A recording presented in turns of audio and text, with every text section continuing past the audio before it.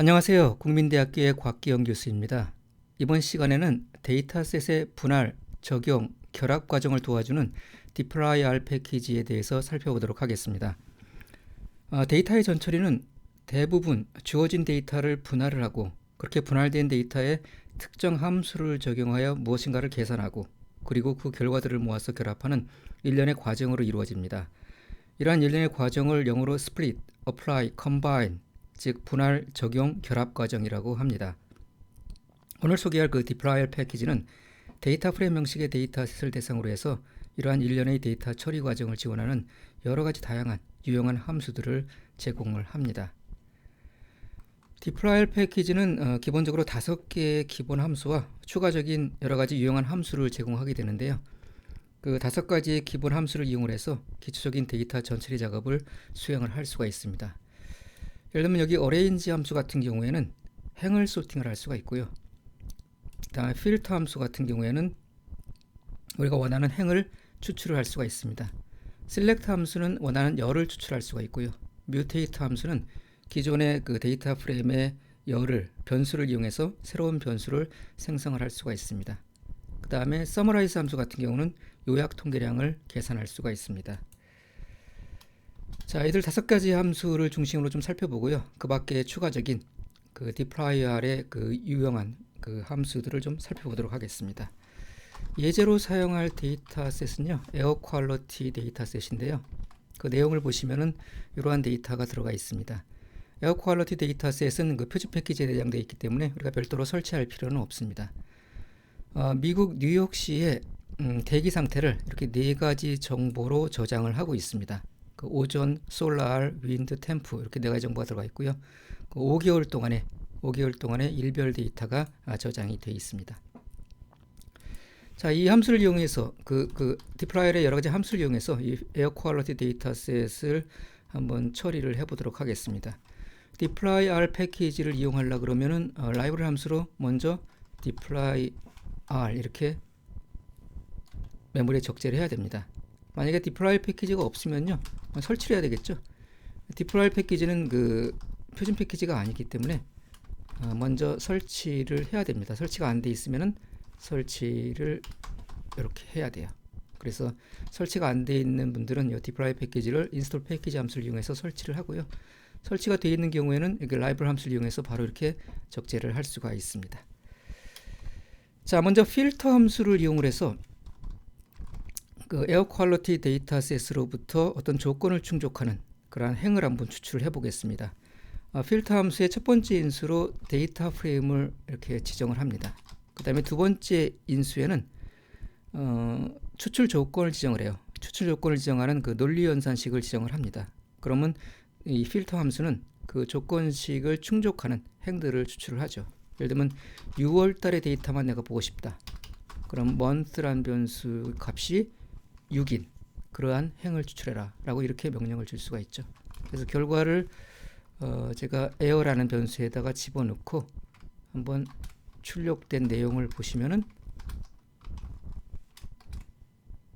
네, 6월 달에 데이터만 추출이 된 것을 볼 수가 있습니다.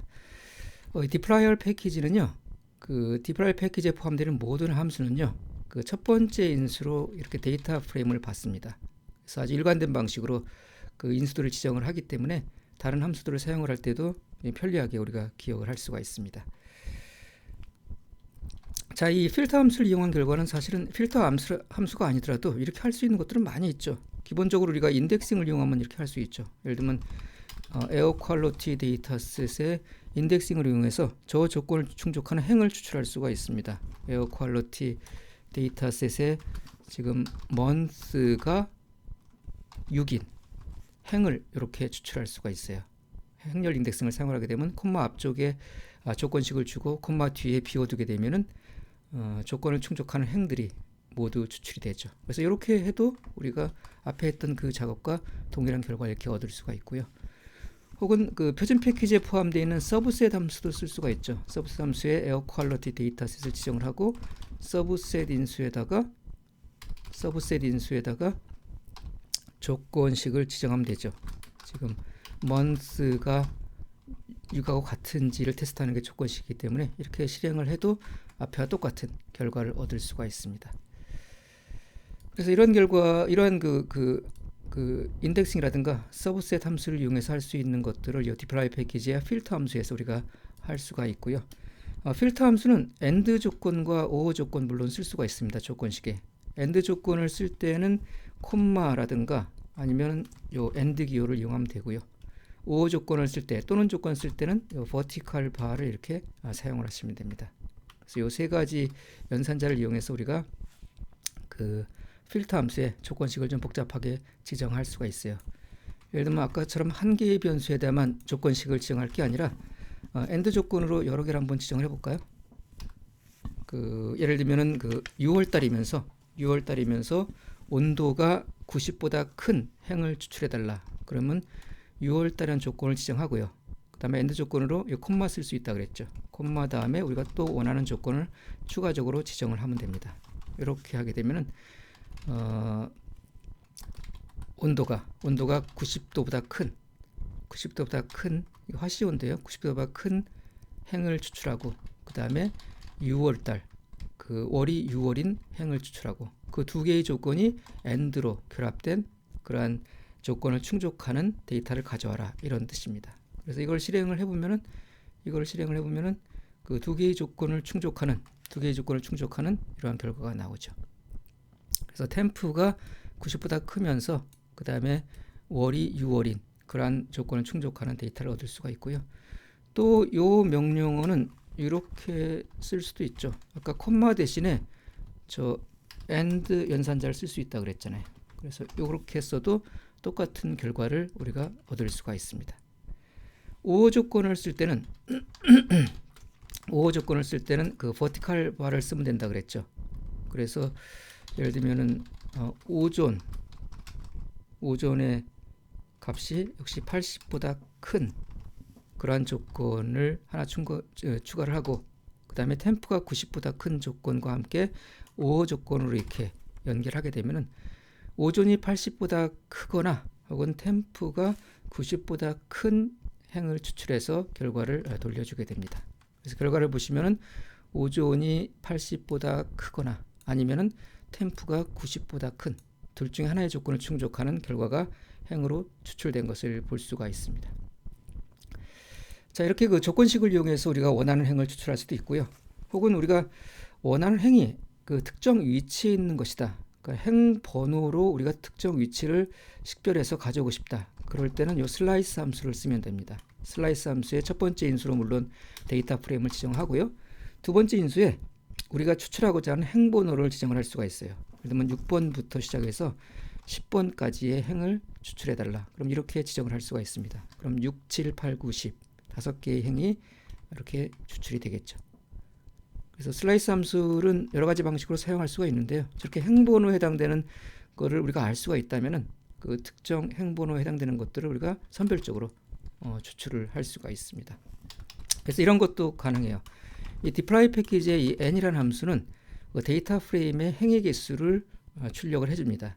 그래서 데이터 프레임의 행의 개수라는 것은 다시 말해서 이 데이터 프레임의 마지막 행번호하고도 일치하는 거죠. 그래서 이렇게 실행하게 되면은 에어 퀄리티 데이터 프레임에 있는 마지막 행이 이렇게 출력이 됩니다. 그래서 이거를 응용을 하면 뭐 이런 것도 가능하겠죠. 마지막에서 5개의 행을 추출하고 싶다. 그러면 이렇게 쓰면은 마지막 5개. 그러니까 n 마지막 행번호부터 4를 뺀 것부터 마지막 행번호까지의 행을 추출해라. 그러니까 이거는 끝에서부터 5개의 행을 나한테 결과로 돌려주게 될 겁니다. 그래서 이렇게 결과를 얻을 수가 있죠. 자, 그래서 필터 함수하고 슬라이스 함수를 이용해서 우리가 원하는 행을 추출할 수가 있었고요. 자, 어레인지 함수도 볼까요? 어레인지 함수는 지정한 열을 기준으로 해서 오름차순으로 데이터 프레임을 소팅을 해줍니다. 어레인지 함수도 첫 번째 인수로는 이렇게 데이터 프레임을 받고요. 그 다음에 두 번째 이후의 인수에다가 소팅 기준으로 사용할 열 이름을 지정을 합니다. 그래서 하나를 물론 이렇게 지정할 수도 있고요. 하나를 지정하면은 요 템프란 열을 기준으로 해서 오름차순으로 데이터 프레임을 소팅을 하고요. 그래서 만약에 동률이 생기면은 두 번째 하나를 더 지정할 수가 있습니다. 그래서 month 이렇게 지정하게 되면은 동률이 생길 경우 month를 또 기준으로 해서 동률을 해결을 해주고요. 그래도 동률이 생기면 세 번째 지정된 열을 기준으로 해서 동률이 해결이 됩니다. 그래서 이 어레인지 함수는 열을 여러 개를 지정할 수가 있는데 여러 개를 지정하게 되면 그 차례대로 동률을 해결하는 소팅 기준으로 사용할 수가 있습니다. 그래서 예를 들면 이거의 결과를 열하는 변수에다 집어넣고 실행을 한 다음에 한번 결과를 보시면은 지금 템프를 기준으로 오름차순으로 소팅하라고 했으니까 오름차순으로 세팅이 되어 있죠. 그러다 이제 동률이 생기면 두 번째 month를 기준으로 소팅을 해달라고 그랬죠. month를 기준으로 동률을 해결하려고 그러고요. 그 month를 기준으로도 동률이 해결 안 되면 마지막에 이제 day 열을 기준으로서 동률을 해결합니다. 그래서 그 어레인지 함수는 지정된 열을 기준으로 해서 소팅을 해주는데 기본적으로 오름차순으로 소팅을 해줘요. 그런데 우리가 어떻게 모든 열을 다 오름차순으로만 소팅하길 원하겠습니까? 중간에 다른 열을 다른 기준으로 소팅하고 싶다. 예를 들면 내림차순으로 소팅을 하고 싶다. 그러면 내림차순으로 소팅하고 싶은 열 앞에 DESC라는 함수를 한 번 더 적용을 해주면 돼요. 그래서 이렇게 실행을 하게 되면은 템프란 열은 내림차순으로 소팅이 됩니다. 그래서 동률이 생기면은 다시 month란 열을 기준으로 해서 오름차순으로 소팅을 하고요. 또 동률이 생기면 day란 열을 기준으로 해서 오름차순으로 소팅을 하죠. 그래서 이거를 실행해서 보시면은 아까랑 달리 템프가 내림차순으로 이렇게 소팅이 되어 있는 것을 볼 수가 있습니다. 그래서 어레인지 함수를 사용을 하게 되면 데이터 프레임을 소팅할 때 아주 유용하게 활용을 할 수가 있습니다. 자, 아까 필터 함수하고 슬라이스 함수가 원하는 행을 추출할 때 사용했다 그러면 원하는 열을 추출할 때 쓰는 함수로 이 select 함수라는 게 있어요. 그래서 select 함수의 첫 번째 인수로 데이터 프레임을 이렇게 지정하고요. 그 다음에 두 번째 이후의 인수에 내가 추출하고자 하는 열 이름을 차례대로 써주면 됩니다. 그래서 내 추출하고자 하는 열이 한 개면 하나만 써도 되고요. 여러 개면 여러 개를 다 써도 상관없습니다. 그래서 예를 들면은 month, day, month 추출한 열을 month, day, temp. 그래서 월, 일, 온도 이런 식의 열만 내가 추출을 하고 싶다라고 생각을 하면은 이렇게 입력을 주시면 되는데요. 그 결과를 한번 보고 내용물을 살펴보면은 이렇게 돼 있죠. 그래서 제가 원하는 대로 month, day, temp 세 개의 열이 추출이 되어 있는 것을 볼 수가 있습니다. 자, 근데 유심히 보셔야 될 것이 이 month, day, temp 세 개의 열이 추출된 거 맞는데요. 그 순서를 봐보세요. 그 순서가 제가 지정한 순서대로 돼 있죠. 원래의 데이터 프레임에는 순서가 이렇게 들어가 있어요. 템프가 먼저 나오고 month, day가 나오고. 그래서 select 함수는 내가 원하는 열을 추출할 뿐만 아니라 내가 원하는 순서대로 열들을 배열을 할 수가 있어요. 그래서 select 함수를 이용을 하게 되면요, 사실 내가 그 원하는 열을 추출한 목적으로도 쓸 수도 있지만은 이렇게 내가 원하는 순서대로 열을 재배열하고 싶을 때도 아주 유용하게 사용을 할 수가 있습니다. 그래서 그런 관점에서 굉장히 유용하고요. 만약에 내가 추출하고자 하는 열이 인접해 있다. 그럼 예를 들면 여기 템프부터 데이까지 내 세 개를 추출하고 싶다. 근데 이 템프부터 데이까지가 다 붙어 있는 열들이죠. 그럴 때는 첫 번째 열과 마지막 열을 콜론으로 연결해서 지정을 해주시면 됩니다. 그래서 예를 들면은 내가 추출하고자 하는 열이 템프부터 데이까지 쭉 붙어 있다. 그럴 때는 이런 식의 명령을 쓸 수가 있다는 얘기죠. 그럼 템프부터 템프, month, day 세 개의 열이 이렇게 추출이 되게 됩니다. 내가 추출하고 싶지 않은 열을 좀 빼고 싶다. 그럴 때는 마이너스 기호를 써주면 돼요. 마이너스 기호를. 예를 들면 여기다가 마이너스 이렇게 붙이게 되면은 템프부터 데이까지를 제외한 나머지 열들이 이렇게 추출이 됩니다. 추출이 돼요. 그래서 이게 우리가 원하는 열을 콤마를 이용해서 쭉 나열해도 되고요.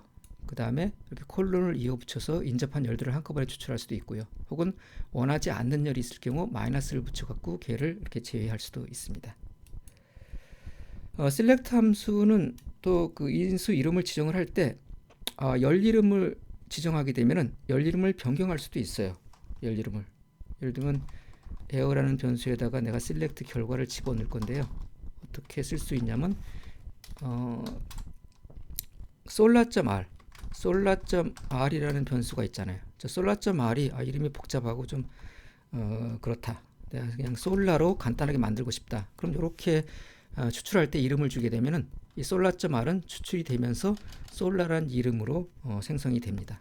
그래서 얘를 수행한 결과를 한번 살펴보면은 이렇게 solar.r이 솔라로 바뀌어 있는 것을 볼 수가 있죠. 그런데 select 함수를 이렇게 사용할 때는 좀 주의가 필요해요. 왜냐하면 select 함수는 선택된 열만으로 구성된 데이터 프레임을 반환해 주기 때문에 다른 열들은 지금 안 보이죠. 안 보여요. 내가 solar.r 열만을 선택을 했기 때문에. 그래서 만약에 이름을 변경하는 게 목적이라 그러면 select 함수를 쓰는 것은 뭐 적절하지가 않습니다. 그래서 이름을 변경하는 게 목적이라면 우리가 renames라는 함수를 쓸 수 있어요. rename이라는 함수. rename이라는 함수를 써갖고 특정 열의 이름을 변경할 수가 있습니다. 그래서 rename이라는 함수의 첫 번째 인수로 뭐 늘 그렇듯이 air quality 데이터 프레임 이름을 적어주고요. 두 번째 인수에다가 내가 변경하고자 하는 열 이름을 써주면 돼요. 예를 들면 아까 썼던 이 solar 이름으로 solar.r을 변경을 하고 싶다. 그럼 이렇게 지정을 하면 되죠.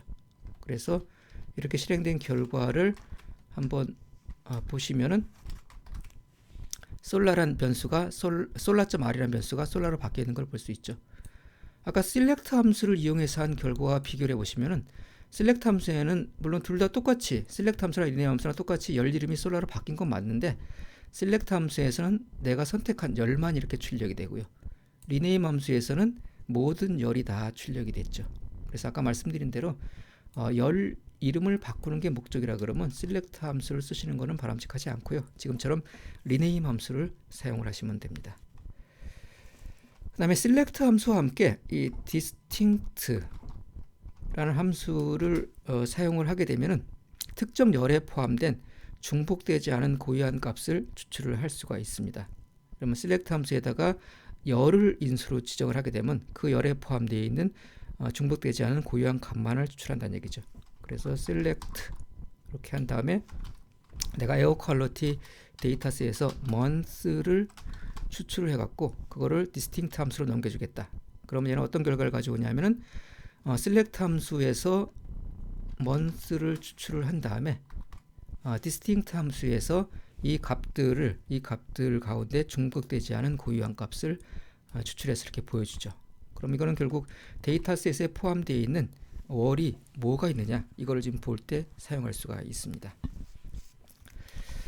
그 다음 아주 유용한 함수 중 하나가 또 mutate라는 함수가 있어요. mutate라는 함수는 새로운 열을 추가할 때 사용을 할 수가 있습니다. 그래서 mutate 함수를 이용해서 기존 열을 바탕으로 새로운 열을 생성을 할 수가 있어요.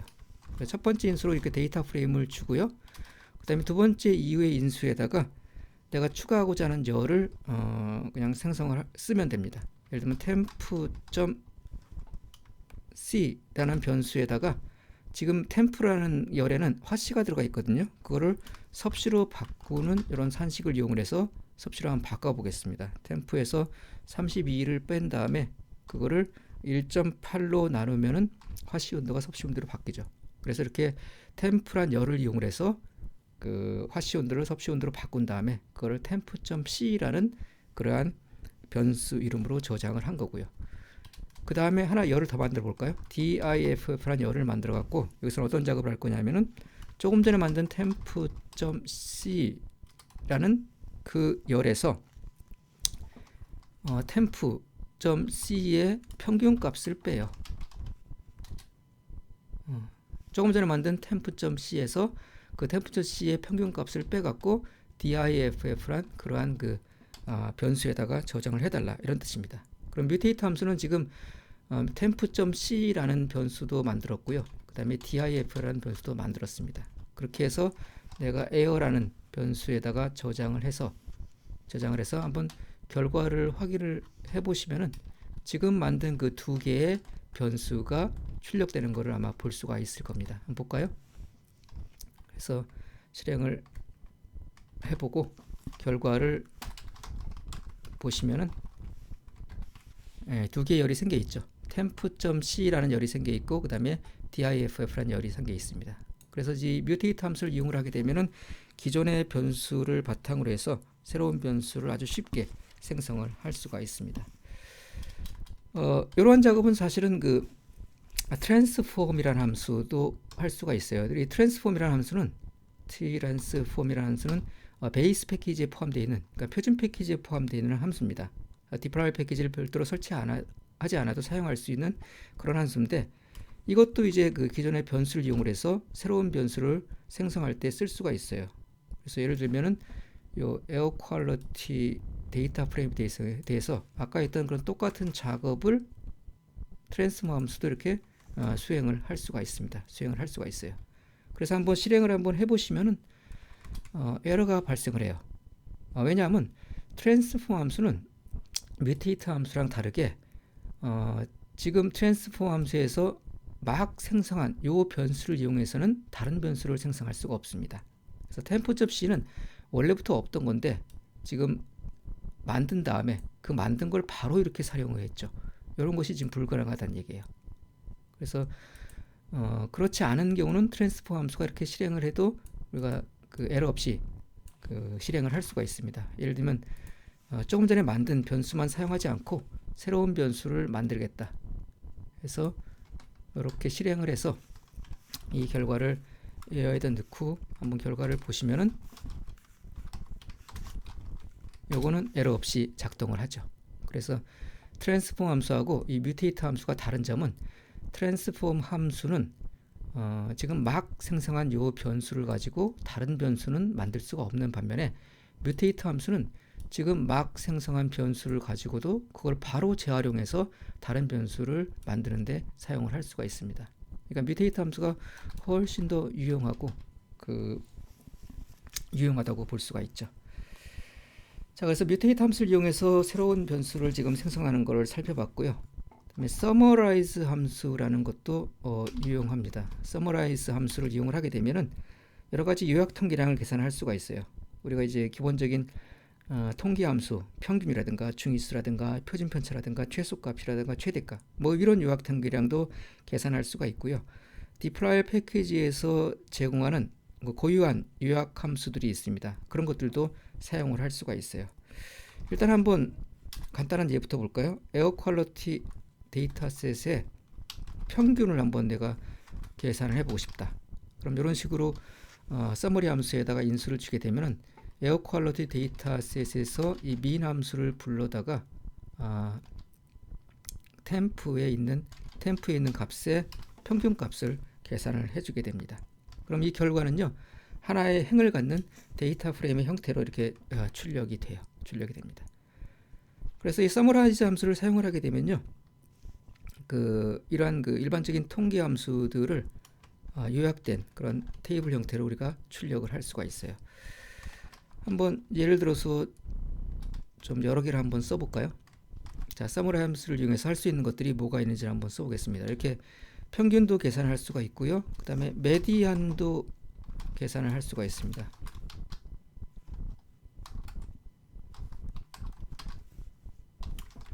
NA 값이 들어가 있으면은 메디안에 NA 값이 나오기 때문에 NA.RLM을 true로 해서 NA 값이 제거를 할 거고요. 평균을 계산할 때도 혹시 모르니까 그 옵션을 지정하도록 하겠습니다. 자, 이렇게 평균 메디안을 계산할 수가 있고요. 또는 뭐 표준 편차 같은 것도 계산할 수가 있어요. 표준 편차. 이렇게 해서 메디안 대신에 우리가 SD 이렇게 하면 표준 편차를 계산할 거고요. 그 다음에 뭐 최대값이나 최대값이나 최소값 그런 것들도 계산할 수가 있습니다. max 함수를 주게 되면은 최대값을 계산할 거고요. 그 다음에 min 함수를 주게 되면은 또 최소값을 계산을 할 겁니다. 그래서 이런 식으로 일반적인 수학 함수들에 쓰고 있는 통계 함수에 쓰고 있는 것들을 서머라이즈 함수의 인수로 제공을 해서 아까 보신 것 같은 이런 테이블 형태로 깔끔하게 정리해서 출력을 할 수가 있고요. 그래서 한번 이거를 출력을 해보시면 뭐 이러한 결과를 얻을 수가 있죠. 이런 결과 얻을 수가 있습니다. 좀 그 결과들이 지금 그 표가 그 이름이 길어갖고 잘 보이지가 않는데요. 말 나온 김에 이름도 지정을 할 수가 있어요. 민 같은 경우는 예를 들면 민 이렇게 이름을 추정할 수가 있고요. 출력할 때 이름을 지정할 수가 있습니다. 메디안 하고 이름을 또 지정할 수가 있고, 그 다음에 SD 이렇게 또 이름을 지정할 수가 있고, 또는 맥스 뭐 이렇게 이름을 지정할 수도 있고요. 그 다음에 민 이렇게 이름을 지정할 수도 있습니다. 그럼 아까보다 훨씬 깔끔하게 아마 출력이 될 거예요. 네, 이렇게 볼 수가 있죠. 민, 메디안, SD, 맥스, 민 같이 그 행의 그 데이터 프레임의 열 이름의 형태로 이렇게 출력이 됩니다. 이거 말고 그 디플라이 패키지가 고유하게 제공되는 그런 유용한 요약 통계랑 계산 함수들이 있습니다. 예를 들면은 n이라는 함수는 아까 잠깐 말씀드린 대로 데이터셋의 행의 개수를 출력을 해주고요. 그 다음에 n distinct라는 함수도 있어요. n distinct라는 함수를 쓰게 되면은 그 중복되지 않은 고유한 값의 개수를 반환해 줍니다. 그래서 여기다가 months를 이렇게 인수로 주게 되면은 고유한 월이 뭐가 있는지를 찾을 수가 있고요. 그 다음에 첫 번째 값을 알고 싶다. 그러면 first라는 그러한 그 함수를 쓸 수도 있습니다. 그래서 month 열에 있는 첫 번째 값이 뭔지를 출력해달라 이렇게 사용할 수가 있고요. 비슷하게 그 last라는 것도 있어요. 그래서 last 이렇게 함수를 사용하게 되면은 지정된 열의 최종 값이 뭔지를 알려주게 됩니다. 그래서 이런 것들이 이제 고유하게 쓸 수 있는 함수들인데요. 한번 실행 결과 어떻게 되는지 볼까요? 이름을 같이 한번 또 줘보겠습니다. 이건 이름을 n이라고 주고, 여기는 distinct.months 라고 한번 이름을 줘보고요. 그 다음에 여기는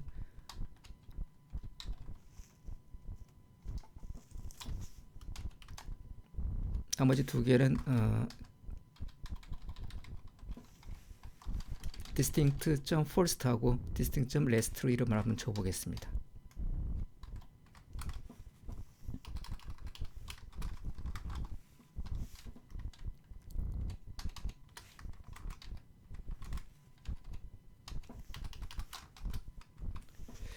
예, 그래서 이렇게 실행을 하게 되면은 아까 보여드렸던 min, median, SD, max, min 통계 밑으로 지금 추가로 지정한 요 값들이 역시 테이블의 그 행의 이름을 가지고 이렇게 출력이 되는 것을 볼 수가 있습니다. 그래서 서머라이즈 함수를 사용을 하게 되면은 이런 일반적인 그 통계 함수들을 사용할 뿐만 아니라 디플라이 사용할 수 있을 뿐만 아니라 그 디플라이 패키지에 제공되는 고유한 그런 통계, 요약 통계량 함수들도 사용할 수가 있기 때문에 아주 유용하게 데이터를 서머를 할 수가 있어요. 지금까지 기본적으로 한 5개의 함수들, 중요한 것들을 쭉 살펴봤는데요. 그 밖에도 유용한 함수들이 많이 있습니다. 예를 들면 몇 가지를 더 살펴보면은 sample _n이라는 함수. 이건 우리가 데이터 프레임으로부터 무작위로 행을 추출을 할 수가 있어요. 그와 유사한 함수로서 sample _frac이라는 함수도 있는데요. sample _frac이라는 함수는 그 지정된 인수의 비율만큼 추출해 줍니다. 그래서 sample _n은 그 지정된 개수만큼의 데이터 프레임의 행을 무작위로 추출하고, sample _frac은 지정된 그 지정된 비율만큼의 표본을 추출을 하게 됩니다. 그래서 한번 보시면은 에어 퀄리티 데이터셋에서 예를 들면 내가 5개의 행을 무작위로 추출하고 싶다. 그럼 이렇게 sample _n 함수에다가 5를 추정하면 되고요. sample frac 함수에는 비율을 지정을 해요. 예를 들면 5% 전체 데이터셋의 5%를 무작위로 추출하고 싶다. 그럼 이런 식으로 우리가 인수를 주게 되면 5%의 데이터가 무작위로 추출이 되죠. 그래서 우리가 뭐 머신러닝 같은 걸 할 때 그 트레인 데이터하고 그 다음에 테스트 데이터, 뭐 밸리데이션 데이터 이런 것들을 무작위로 구분하고 싶을 때 아주 유용하게 쓸 수 있는 함수입니다. 기본적으로 이 함수들은 그 비복원 추출을 해요. 비복원 추출. 그래서 한 번 추출한 것은 다시 추출하지 않습니다. 만약에 복원 추출하려고 그러면 여기다가 replace equal true를 지정을 하게 되면은 그 복원 추출 방식으로 우리가 5%의 데이터를 추출할 수가 있죠. 자, 그 다음에 우리가 쓸 수 있는 함수는 이제 그룹 바이라는 함수가 있는데요. 이제 유용한 함수입니다. 그룹 바이라는 함수는 dplyr 패키지에서 사용할 수 있는 여러 가지 유용 함수 중에서도 아주 독보적으로 유용한 함수라고 볼 수가 있는데요. 그 지금까지 살펴본 함수들은 뭐 그 자체로 우리가 잘 활용할 수가 있지만 이 그룹 바이 함수하고 쓰게 되면은 아주 더 강력한 기능을 발휘할 수가 있습니다. 이 그룹 바이 함수는 주어진 데이터셋으로부터 집단 변수의 어떤 레벨별로, 그러니까 카테고리별로 분할된 그룹화된 객체를 생성을 합니다. 그래서 그룹 바이 함수의 첫 번째 인수에다가 그 데이터 프레임을 지정을 하고요. 그다음에 두 번째 인수에다가 집단 변수로 사용할 그러한 변수를 지정을 합니다. 예를 들면 month 이렇게 지정을 하게 되면은 month에 있는 레벨이 5, 6, 7, 8, 9 월이잖아요. 그럼 그 월별로 그룹화된 객체를 만들어 갖고 이렇게 일단 그룹화된 객체를 만들게 되면 그 이후에 적용되는 함수는 모두 그룹화된 방식으로 계산을 합니다. 예를 들면 이렇게 month로 그룹화를 하게 되면은 월별로 평균을 계산해주고 월별로 무슨 개수를 계산해주고 월별로 무슨 수치를 처리를 하게 되죠. 그래서 어떤 집단별로 뭔가를 처리하고 싶을 때 굉장히 유용하게 쓸 수가 있습니다. 그래서 한번 예를 보시면은 이 결과를 제가 group.air라는 변수에다 저장을 하고 한번 클래스를 볼까요? 어떤 데이터 구조인지 air.group이란 그 클래스를 보시면은 앞에 이제 grouped.df라고 되어 있죠. 그러니까 그룹화된 데이터 프레임이라는 뜻입니다. 그룹화된 데이터 프레임.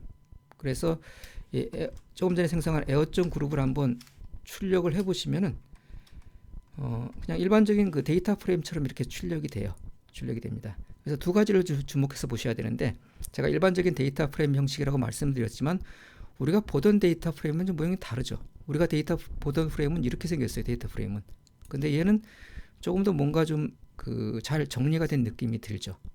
이러한 데이터 구조를 우리가 티블이라고 얘기를 합니다. 이 티블은 이 dplyr 패키지에 쓰는 일반적인 그 데이터 구조인데요. 이 티블은 데이터 프레임이랑 똑같은 구조입니다. 그래서 이 티블 데이터 구조도 여기 맨 끝에 보시면 데이터 프레임이라고 써 있죠. 그래서 데이터 프레임이랑 똑같은 성격을 가지고 있고 조금 더 추가적인 좋은 그 장점들을 좀 보완한 그런 데이터 프레임의 확장된 버전이라고 보시면 됩니다. 그래서 티블 형식의 데이터 프레임은 지금처럼 이렇게 그 행 이름들이 나오고 그 밑에 그 행의 그 열 이름들이 나오고 그 밑에 그 열의 데이터 구조를 이렇게 보여주고요.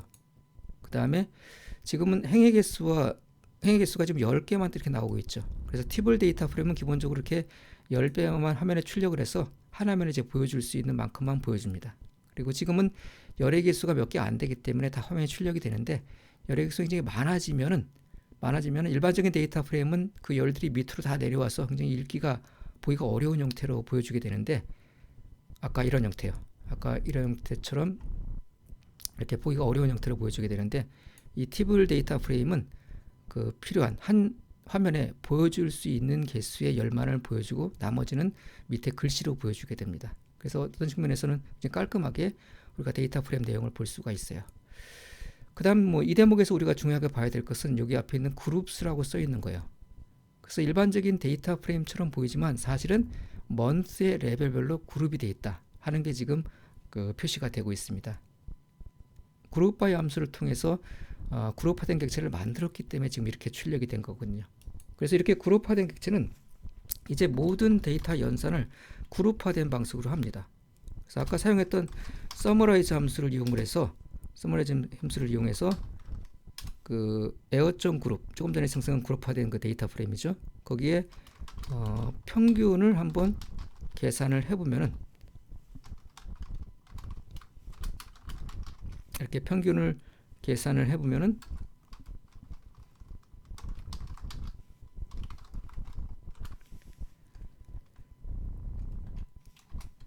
그 결과가 어떻게 나오냐면은 이렇게 전체 평균이 아니라 월별 평균이 나오죠. 5, 6, 7, 8, 9 지금 month 열 그러니까 월을 나타내는 month 열의 대상으로 그룹화가 되어 있기 때문에 이 서머라이즈 함수를 통해서 평균을 계산을 하더라도 그 평균의 계산 결과는 그룹화된 그 레벨별로 이렇게 나오게 됩니다. 그래서 5월 달의 평균, 6월 달의 평균, 7월, 8월, 9월의 평균을 이렇게 좀 구조화된 방식으로 집단별로 우리가 볼 수가 있어요. 서머라이즈 함수를 한번 더 써볼까요? 지금 만약에 여러 개가 있을 경우에는 어떤 식으로 나오는지 평균만을 계산하는 게 아니라 추가적으로 표준 편차도 한번 계산해 볼까요? sd.temp란 이름으로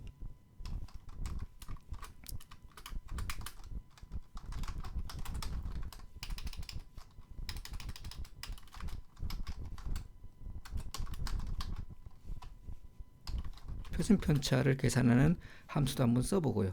그 다음에 총 날짜 수가 며칠인지를 한번 볼까요? days란 이름으로 날짜 수가 며칠인지 몰라 그러면은 이렇게 n이라는 함수를 쓰게 됩니다. 여기서 날짜 수가 며칠인지 본다는 얘기는 앞에 그 평균을 계산하고 표준 편차를 계산한 거랑 똑같은 방식이에요. 똑같은 방식이라는 게 무슨 얘기냐면 그룹화된 방식으로 나온다는 얘기죠.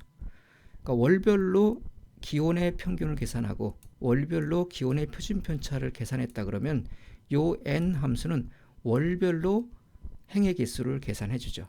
그러면 각 월별로 날짜 수가 몇 개씩 포함되어 있는가 하는 결과를 볼 수가 있습니다. 그래서 얘를 한번 실행을 해보면은 이런 식으로 나오죠. 그래서 각 월별로 평균과 표준편차, 기온의 평균과 표준편차를 보여주고 그 다음에 각 월에 포함된 행위 개수, 날짜 수를 보여주죠. 그래서 5월달은 31개의 데이터가 있고 6월달은 30개, 7, 8달은 31개, 9월달은 30개가 있다 하는 것들을 볼 수가 있습니다. 그래서 지금 보시는 것처럼 이 그룹바이 함수를 쓰게 되면은 어떤 그 그룹화된 방식으로 데이터를 처리하고 그 결과를 그룹화된 방식으로 얻고 싶을 때 아주 유용하게 우리가 쓸 수가 있습니다. 자, 마지막으로 디플라이 패키지에서 우리가 쓸 수 있는 아주 유용한 기능 하나를 좀 살펴보도록 할게요. 소위 이제 파이프 연산자라는 건데요. 이런 식의 연산자가 있습니다. 퍼센트 다음에 오른쪽 부등호 그다음에 퍼센트. 이 연산자를 사용을 하게 되면요. 한 함수로부터의 출력 결과나 데이터를 다음 함수의 첫 번째 인수로 전달을 할 수가 있습니다. 예를 들면 아이리스란 데이터 프레임에 파이프 연산자를 쓰고요. 그 다음에 여기다 헤드 이렇게 하게 되면은 아이리스 데이터 프레임이 이 헤드 함수로 전달이 돼요. 그래서 이걸 실행을 하게 되면은 이런 결과를 얻을 수가 있죠. 이거는 뭐하고 똑같냐면 헤드 함수에다 그냥 바로 이렇게 아이리스를 인수로 준 거랑 똑같습니다. 그래서 제가 말씀드린 대로 이 아이리스가 헤드 함수의 인수로 전달이 되는데 이 파이프 연산자가 그 역할을 해주고 있다는 얘기죠. 그럼 이제 이런 것들도 가능합니다. 예를 들면 1부터 10까지의 숫자를 가지고 내가 평균을 계산하고 싶다. 그러면 이렇게 우리가 평균을 계산할 수가 있죠. 미인 함수 1부터 10까지 데이터를 미인 함수로 전달을 해주게 되면은 1부터 10까지의 평균을 미인 함수가 해주겠죠. 그럼 이렇게 결과를 얻을 수가 있습니다. 이거는 이렇게 한 거랑 결과적으로 똑같은 값을 우리가 얻을 수가 있어요. 그래서 이 파이프 연산자를 쓰게 되면은 어떻게 일련의 작업들, 그러니까 쭉 이어지는 일련의 작업을 연결해서 한 번에 수행할 수가 있습니다. 그러니까 최종 결과를 얻기 위해서 중간중간에 임시로 데이터 프레임을 생성할 필요가 없다는 얘기죠. 디플라이 패키지에서 이게 굉장히 유용한 이유는 아까 우리가 살펴봤던 모든 함수들, 디플라이 패키지에서 사용되는 모든 함수들은 첫 번째 인수로 데이터 프레임을 받죠. 첫 번째 인수로 모두 데이터 프레임을 받는 공통점이 있습니다. 그래서 파이프 연산자를 이용을 하게 되면은 데이터 프레임을 다음 함수로 넘겨줄 때 무조건 첫 번째 인수로 지정이 되기 때문에 지금 여기서 보시는 것처럼 1부터 10까지 숫자가 다음 함수로 바로 전달되는 것과 똑같은 효과를 볼 수가 있어요. 그래서 끊임없이 데이터 프레임을 전달해 가면서 작업을 단순화시킬 수가 있죠. 예를 들면 이런 작업을 한번 해볼게요. 한 일련의 작업을 한번 해보겠습니다. 예를 들면 그 select 함수를 이용을 했어요. select 함수를 이용해서 에어 퀄리티 데이터셋에서 오존이라는 변수를 우리가 추출할 거고요. 그 다음 템프란 변수를 선택을 할 거고요. 그 다음 month라는 변수를 선택을 할 겁니다. 그래서 A1이라는 데이터 프레임에다가 변수에다가 저장을 해 볼게요. 그러면 A1에는 이러한 그 데이터 프레임이 들어가 있겠죠. 3개의 열을 갖고 있는 데이터 프레임이 이렇게 들어가 있을 겁니다. 들어가 있을 거예요. 그 다음에 그 A1 데이터 프레임을 받아 갖고 제가 그룹 바이 함수를 이용해서 그룹핑을 해 볼게요. 그룹 바이 함수를 이용해서 A1 데이터를 받아 갖고 month로 그룹핑을 할 겁니다. 그래서 그 결과를 A2라는 데 저장을 해 볼게요.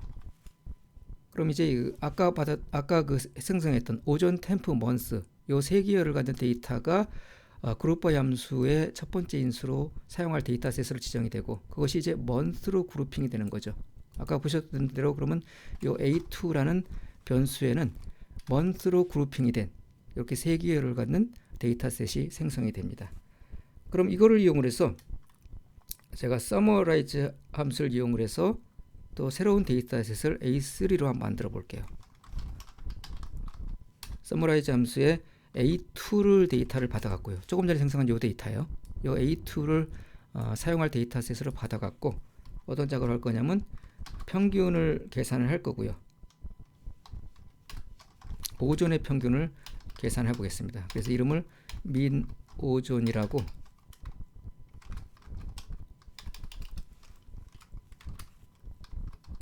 이름을 줄 거고요. 그런 다음에 평균 함수를 불러와야 되겠죠. 그래서 평균 함수의 오존을 선택을 하고, 그다음 na.rlem은 true로 지정을 하겠습니다. 그 다음에 또 추가로 템프의 평균도 한번 계산해 볼게요. 이번에는 템프의 평균을 계산을 해서 min 템프란 이름으로 이름을 사용을 하고요.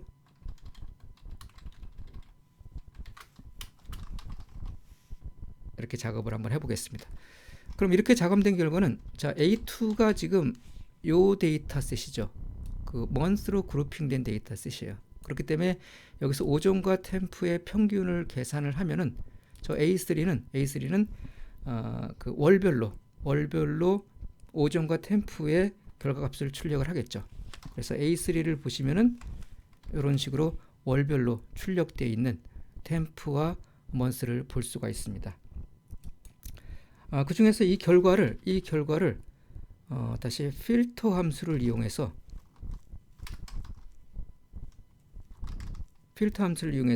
내가 원하는 행만을 가져와 볼게요. 그다음에 A3, 조금 전에 생성한 A3 데이터를 가져와 갖고 그 min.오존 지금 생성한 min.오존이 40보다 크거나 혹은 min.템프가 80보다 큰 그러한 데이터만을 추출해달라 라고 이렇게 명령을 줄 수가 있겠죠. 그래서 이거를 예를 들면 A4라는 데이터 프레임에 저장을 하게 되면은 A3는 지금 이가 들어가 있죠. 얘가 들어가 있습니다. 그럼 이 결과로부터 min.오존과 min.템프의 조건식이 지금과 같이 그 40보다 크거나 80보다 큰 그러한 조건을 충족하는 데이터만을 추출해서 A4로 이렇게 A4로 저장을 하게 되면 이러한 결과를 얻을 수 있죠. 자, 지금 그 에어 퀄리티 데이터 프레임에서 오존, 템프, 먼스를 추출하는 것부터 시작을 해갖고 최종적으로 우리가 원하는 조건을 충족하는 데이터를 얻기까지 이러한 일련의 과정을 쭉 거쳐왔습니다. 자, 그럴 때 작업한 내용의 공통점을 보시면은 매 단계마다 임시 데이터 프레임이 이렇게 만들어졌는데 그 임시 데이터 프레임이 다음 함수의 첫 번째 인수로 다 이렇게 들어가 있습니다. 처음에 A1을 만들고 그 A1이 그룹 바이 함수의 첫 번째 인수로 들어갔고, 그렇게 해서 만들어진 A2라는 데이터 프레임이 서머라이즈 함수의 첫 번째 인수로 들어갔고, 그렇게 해서 만들어진 A3라는 데이터 프레임이 필터 함수의 또 첫 번째 인수로 들어가서 최종적으로 A4라는 마지막 데이터 프레임을 만들어낸 겁니다. 이렇게 쭉 이어지는 작업에서 첫 번째 인수로 모두 그 직전 단계에서 만들어진 데이터 프레임을 인수로 받고 있기 때문에 이거를 아까 보여드린 저 파이썬 산자를 이용해서 쭉 연결을 해서 한꺼번에 처리할 수가 있어요. 예를 들면 에어라는 변수로 최종 결과를 집어넣을 거고요. 거기에 에어 퀄리티 데이터셋이 처음에 시작을 해서 어디로 들어가냐 하면은 얘가 select 함수로 들어갑니다. 그래서 아까 사용했던 select 함수를 한번 카피를 해서 이렇게 지정을 하게 되면은 이제는 이 첫 번째 인수로 이 에어 퀄리티를 지정할 필요가 없죠. 왜냐하면은 저 파이프 연산자를 통해서 에어 퀄리티 데이터 프레임이 select 함수로 바로 넘겨지거든요. 그래서 첫 번째 인수 자리에 자동으로 에어 퀄리티 데이터 프레임이 채워지게 됩니다. 그 다음에 또 이 결과를 제가 그룹 바이 함수로 넘겨줬죠. 그럼 똑같이 그룹 바이 함수를 여기다가 파이프 연산자로 연결을 할 수가 있어요. 그런데 아까랑 다른 점은 더 이상 이 중간 단계의 데이터 프레임 필요 없죠. 왜냐하면 앞 단계에 select 함수로부터 나온 결과가 또 그룹 바이 함수로 전달이 되기 때문에. 그렇게 나온 결과를 내가 또 다음 함수 summarize 함수로 이렇게 넘겨줘서 처리를 할 수가 있습니다. 그럼 summarize 함수를 여기다 실행을 하는데 아까랑 또 다른 점은 A2가 이제 필요 없죠. 이 파이프 연산을 통해서 그룹 바이 함수의 수행 결과가 전달이 되기 때문에. 그런 다음에 또 summarize 함수의 결과를 또 한 번 더 필터 함수로 넘겨줬죠. 그래서 필터 함수를 다시 또 파이프 연산자로 지정을 할 수가 있습니다. 그래서 이렇게 지정을 해보면은 필터 함수에도 역시 마찬가지로 첫 번째 인수로 지정된 A3가 필요 없죠. 서머라이즈 함수의 결과가 필터 함수로 파이프 연산자를 타고 들어오기 때문에. 그래서 마지막 명령까지 이렇게 쭉 파이프 연산자로 쭉쭉쭉쭉 연결해서 최종 결과를 에어라는 데 이렇게 집어넣을 수가 있습니다. 그래서 이걸 실행을 해서 보시면은 에어라는 그 최종 결과 데이터 프레임에는 아까랑 똑같이 이 모든 결과를 수행한 최종 결과로서 두 개의 행을 갖는 데이터 프레임을 이렇게 얻을 수가 있습니다. 그래서 이 deploy 패키지가 제공하는 이러한 파이프 연산자는 연산을 아주 간결하고 편하게 만들어줍니다. 그리고 프로그램 코드를 또 우리가 쉽게 이해할 수가 있고 그 다음 아주 간결하게 작성할 수 있도록 도와주고요. 그래서 이 파이프 연산자를 deploy 패키지와 함께 사용을 하게 되면 데이터 전처리 작업을 아주 쉽고 편하게 수행을 할 수가 있습니다. 자, 이번 시간에는 데이터 전처리를 할 때 아주 유용하게 사용할 수 있는 deploy 패키지에 대해서 살펴봤습니다. 다음 시간에 또 뵙도록 하겠습니다.